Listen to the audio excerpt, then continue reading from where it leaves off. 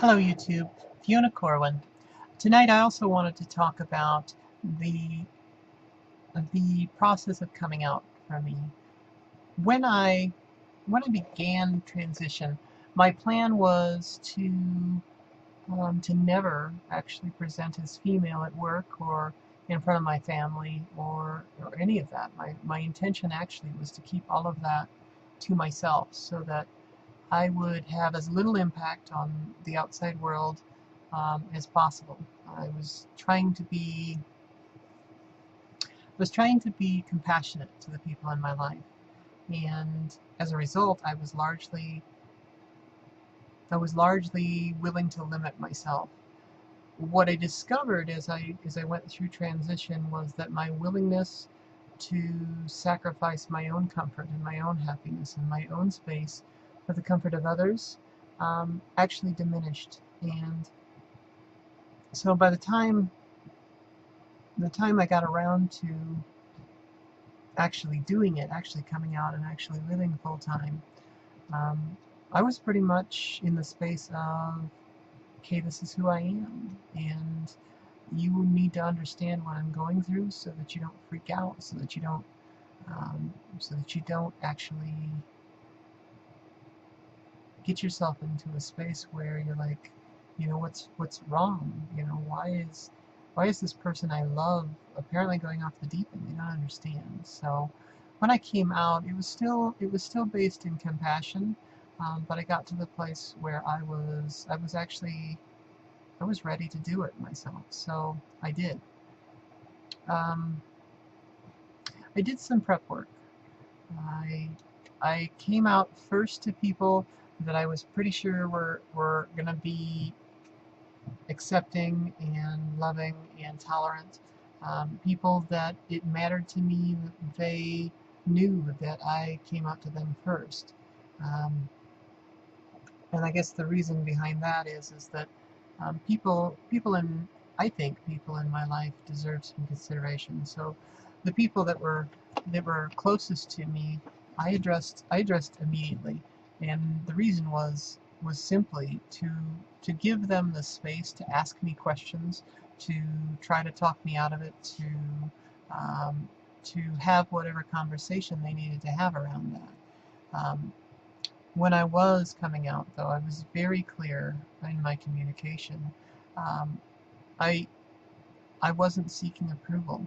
I wasn't seeking permission, and really, all I was looking to do was communicate something that was deeply personal and private up to this point to me.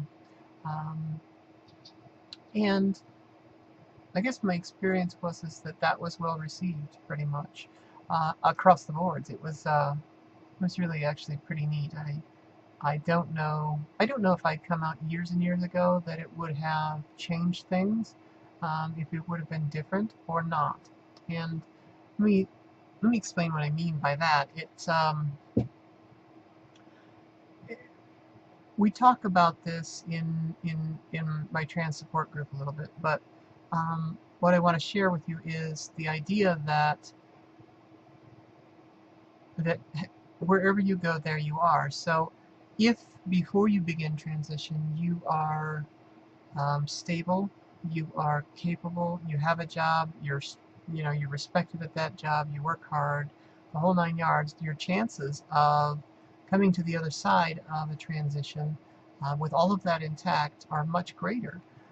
You're not going to suddenly turn into that if that's not you um, in the front side. So I guess don't I wouldn't expect coming out to be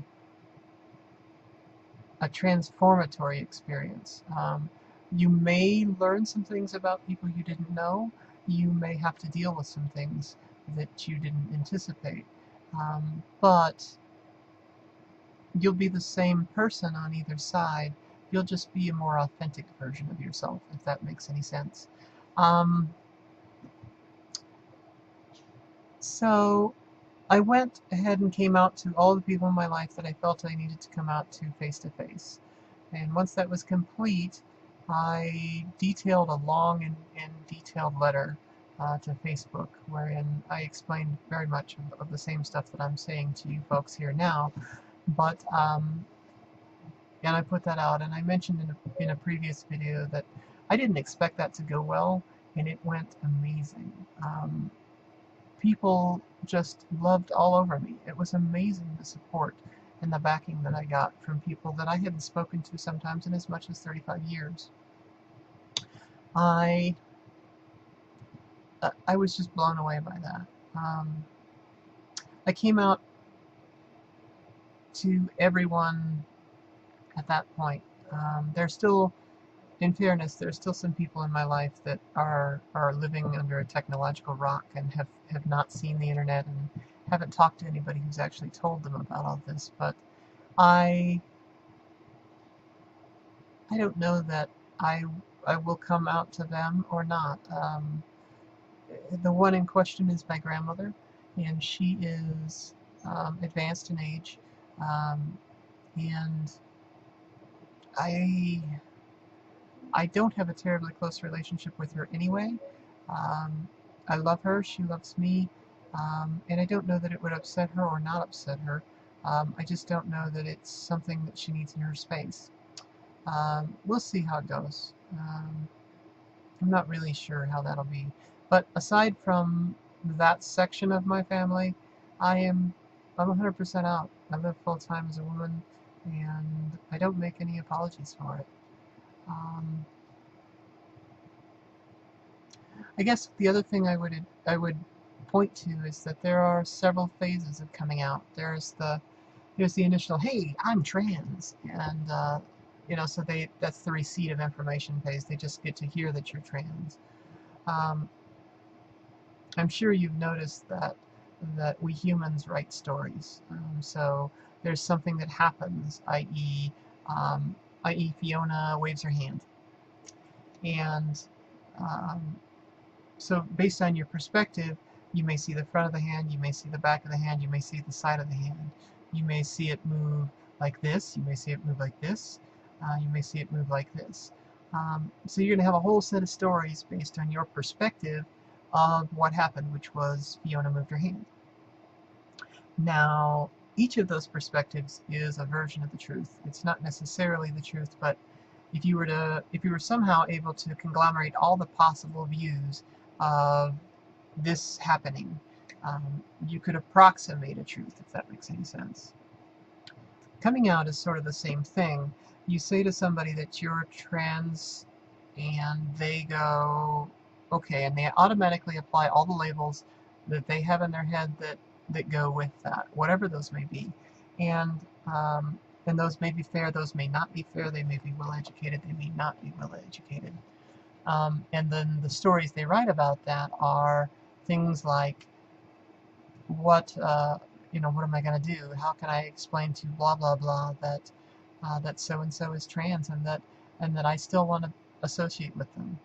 How do I defend that? All of those questions come up, which leads us to the next phase, which can be the uncomfortable phase, which is our folks, and this is for everyone who chooses to remain in my life, are the folks in my life willing to deal with me socially?